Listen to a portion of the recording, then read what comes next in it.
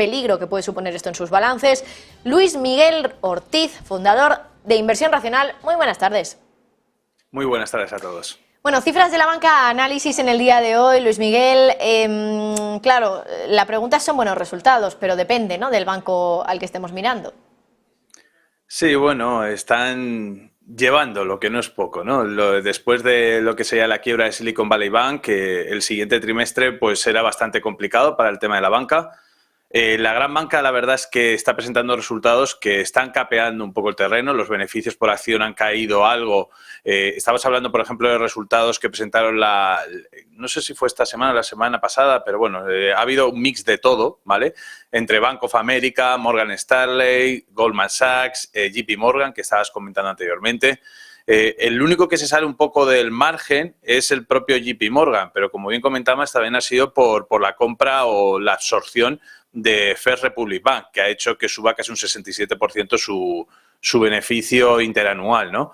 Pero fuera de eso, los resultados de la banca lo que están es intentando capear el temporal y por encima de lo estimado en algunos de ellos, pero sobre todo destacado muy por encima JP Morgan. También habrá que ver que los resultados, hay que analizar que estos son los resultados de la gran banca.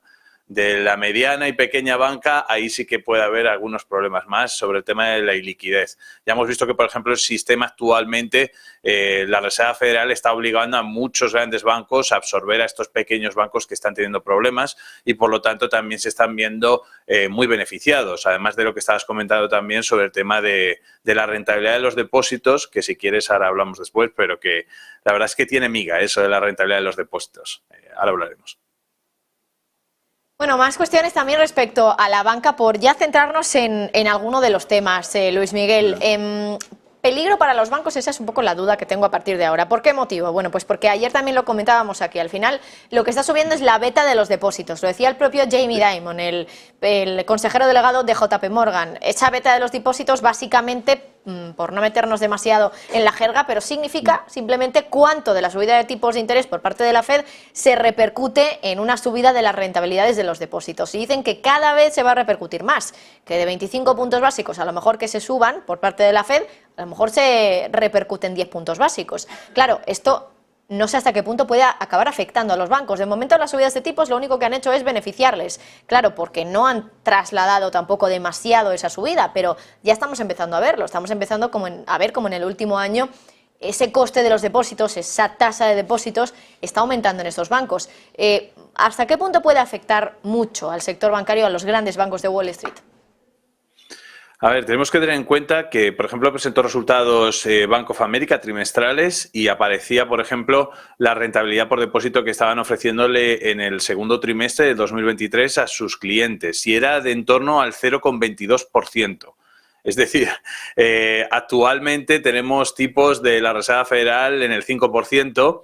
Lo más seguro es que todos los préstamos que están prestando estos grandes bancos estarán por encima de esos tipos en cuanto a tema de rentabilidad para ellos dentro de su activo, pero sin embargo los pasivos, que son los depositantes, estaban intentando financiarse al 0,22%. Es decir, que ese margen que estabas comentando al final está beneficiando muchísimo a los bancos. Si no fuera por ese gran margen, estarían pasando graves problemas, sobre todo por el tema inmobiliario y por el tema de los impagos que pueda haber y lo que pueda haber también en los siguientes trimestres. Por lo tanto, que suban un poco lo que sería la rentabilidad de los depósitos, sigue teniendo todavía lo que es el spread o el margen entre lo que ganan y lo que pagan a sus depositantes todavía muy alejado y muy grande. Eso está haciendo que haya una gran fuga de dinero de la parte de los depositantes a fondos monetarios, porque los fondos monetarios están ofreciendo rentabilidades cercanas al 4 o 5% frente a su cuenta de depósitos de ahorro que le está ofreciendo como mucho un 1%. Por lo tanto, que puedan subir un poco más la rentabilidad para los depositantes, bueno, no les puede perjudicar tampoco tantísimo porque el margen es amplísimo. También hay que tener en cuenta muchas veces a lo mejor que estos clientes pues tienen como cierta pereza, ¿no?, a mover el dinero a otro lado y aunque no les estén pagando nada por esos depósitos y aunque estén perdiendo un gran poder adquisitivo por la inflación y por el tema de no igualarse al nivel de coste de oportunidad, lo que sería invertir en fondos monetarios, aún así siguen teniendo ahí en liquidez el dinero. Por lo tanto, que lo suban un pelín más no creo que afecte de lleno a lo que son los resultados de los bancos. Lo que sí que vamos a tener que estar pendientes es si la Reserva Federal, sobre todo la semana que viene, si la Reserva Federal sigue subiendo tipos. Vamos a ver hasta qué punto puede llegar a seguir subiendo tipos, porque ya la situación yo creo que ya es dantesca en algunos sitios, sobre todo en el tema inmobiliario, es bastante dantesca y no creo que les beneficie para nada a los bancos a corto plazo este hecho, ¿no? Que se sigan subiendo los tipos. Pero bueno, veremos las próximas semanas y meses si esto es así o ya se para definitivamente las subidas. Entiendo además también, Luis Miguel, que una mayor rentabilidad por parte de grandes bancos de Wall Street a sus depositantes supone también una amenaza para la banca regional, porque al final, claro, es una banca regional que ahora también estaba intentando pelear un poco para conseguir depositantes con esas rentabilidades un poquito más altas, pero si un banco grande, más sólido, nos está dando también una rentabilidad alta, entiendo que esos depositantes de los bancos regionales pueden irse hacia la gran banca y pueden, por lo tanto, también perder estos bancos regionales. Perder más, quiero decir, porque al final han perdido, en el sentido figurado, ¿no?, con esta crisis bancaria regional. Y ahora, precisamente por esto, compitiendo también directamente con los bancos más grandes, entiendo que también es una manera de perder. Al final, la banca regional está bastante delicada. Se está tapando mucho el tema. Ya en anteriores comparecencias aquí dentro de tu programa, pues estuvimos hablando también de cómo estaba la situación. Ahora parece que se ha calmado un poquito este verano, pero la situación es bastante delicada. Incluso a nivel estructural, el problema de la deuda, sobre todo a nivel inmobiliario, estos bancos están cargadísimos, pero cargadísimos de deuda inmobiliaria, sobre todo los pequeños y medianos bancos. Si además eso le incentiva a que los bancos, que ahora mismo los grandes bancos, como estabas comentando, se están aprovechando de que la debilidad de estos competidores más pequeños, pues es que no les está haciendo ni falta subir la rentabilidad de los depósitos, porque directamente ya está habiendo una fuga de estos medianos y pequeños bancos a estos grandes bancos por todos los movimientos que está haciendo la Reserva Federal. Pero si aún así les sube un poco más la rentabilidad de los depósitos, pues bueno, lo que les obligará a estos pequeños y medianos bancos es a subir ellos también un poco más la rentabilidad de los depósitos y hará más aguda lo que sería la crisis de liquidez que ya tienen, porque hay un descalce de plazos enorme que tienen sus propios activos, van muy cargados de deuda inmobiliaria, puede haber futuros impagos en los meses siguientes, sobre todo en el tercer y cuarto trimestre, con el tema de que siga la subida de tipos y, por lo tanto, claro que pueden afectar a estos medianos y pequeños bancos. Y lo que va a pasar es que si alguno más cae de estos pequeños y medianos bancos, como hemos visto en meses anteriores, pues la Reserva Federal le dirá a estos grandes bancos que vuelvan otra vez al rescate y que absorban a uno nuevo.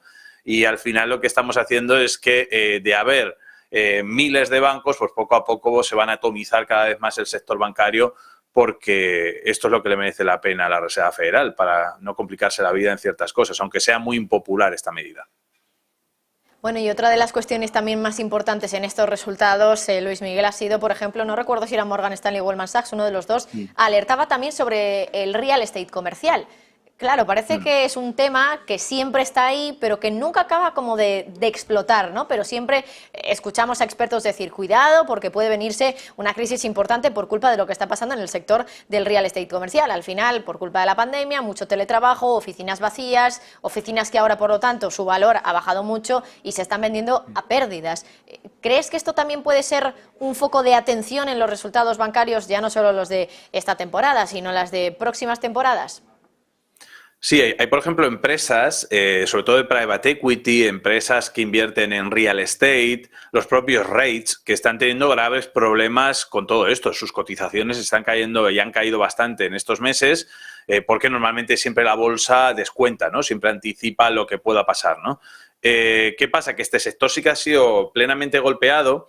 Y la carga, si tú te vas luego a los balances de los propios bancos, dependiendo de si son ya de mayor tamaño, tienen algo menos de exposición a nivel porcentual. Pero si te vas a los medianos y pequeños bancos, sí que tienen bastante exposición. ¿Por qué todavía lo que estabas comentando, el tema de las vacantes, no está floreciendo?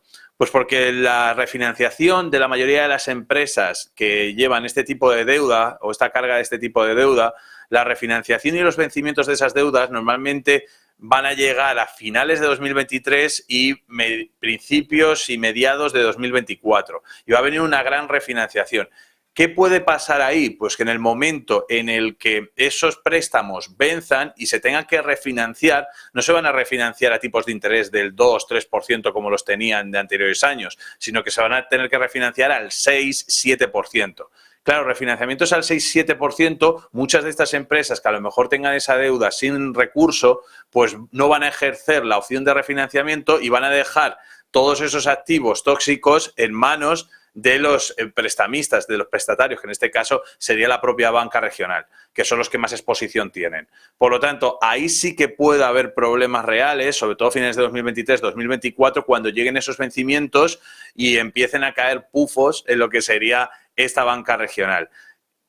¿Cómo actuará la Reserva Federal? Pues la Reserva Federal todavía no ha bajado tipos justo por eso, porque le preocupa. Le preocupa, por un lado, la inflación subyacente, que todavía no cae con fuerza. Por otro lado, le preocupa también la situación inmobiliaria, aunque no lo airean demasiado para que no corra el pánico.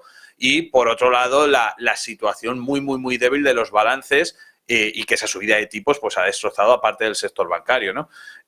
Yo creo que puede estar por venir. Lo que pasa es que es de una parte del inmobiliario. Recordemos que no es todo el sector inmobiliario lo que se ve afectado. Se ve todo lo que sería la parte de commercial real estate, sobre todo la parte de oficinas, es la que más afectada puede estar, pero sin embargo la parte residencial está muy bien, la parte de retail estaba ya reflotando poco a poco después de la pandemia, pero la que sí que está en el ojo del huracán es la de tema de oficinas. Y la de tema de oficinas, hay algunas zonas que tienen baja ocupación y hay otras que sí que tienen una alta ocupación. Los de alta ocupación pues van a seguir renovando esas deudas, estas empresas de real estate, de REITs o de otro tipo de empresas de inversión, pero las zonas malas y sobre todo de mala calidad o de bajo rango y sobre todo que tengan baja ocupación, ahí sí que puede haber problemas. Pero no están pasando, yo creo que todavía, porque todavía está insuflando la Reserva Federal dinero para rescatar a ciertos bancos que tienen esos problemas, y yo creo que sobre todo el vencimiento de esas deudas vendrá a finales de 2023 y sobre todo 2024. Así que ahí veremos si la Reserva Federal incluso ya en esas fechas está bajando tipos, porque por ahora comentó Jerome Powell de que no los iban a bajar durante todo este año y que incluso los iban a subir algo más. Bueno, veremos los acontecimientos y si de verdad caen o no. Por ahora en la bolsa está entrando dinero, estamos ya cerca de rondando máximos históricos en ciertos índices como el Nasdaq o el S&P 500 y por lo tanto veremos hasta qué punto esto puede afectar a cierta parte de la industria de renta variable, pero a otra parte se puede ver bastante que ni le va ni le viene, ¿no? Hay otra industria que, sobre todo la tecnológica, que ni le va ni le viene todo esto. Pero bueno, los bancos yo creo que los que más débiles están serían los pequeños y medianos bancos, pero sobre todo la banca regional, pero por ahora no lo estamos viendo justo por eso, porque todavía quedan vencimientos por llegar hasta 2023 y 2024. Luis Miguel Ortiz, fundador de Inversión Racional, muchísimas gracias, como siempre, por estar con nosotros y por hacer ese análisis exhaustivo sobre lo que ha ocurrido con el sector bancario y las amenazas que tiene por delante. Gracias. Nada, gracias a vosotros.